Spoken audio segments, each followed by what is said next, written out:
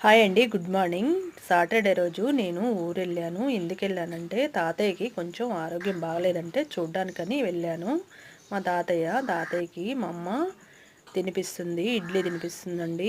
ఇడ్లీ అలా చేతికిస్తే తింటాడు, ప్లేట్లో పెట్టిస్తే తినలేడన్నట్టు. అందుకోసం అని చెప్పి అమ్మ తినిపిస్తుంది. మా అమ్మమ్మ అండి ఆగస్టులో చనిపోయింది అమ్మమ్మ. మా పిన్ని కొడుకుని నన్ను మా అమ్మమ్మ వాళ్ళు చాలా గారాబంగా పెంచారండి. అసలు నేనైతే ఊరెళ్ళినప్పుడైతే మా అమ్మమ్మ నేను వచ్చేదాకా నేను కనిపించకుండా వెళ్ళే వద్దాకా చూస్తూనే ఉండేది. అంత ప్రేమగా ఉండేటోళ్ళండి. ముసలోళ్ళు అయిపోయారు కదా, ఏ రోజు ఎలా ఉంటుందో తెలియదు. ఇది మా ఇల్లు అండి, అమ్మమ్మ వాళ్ళ ఇల్లు.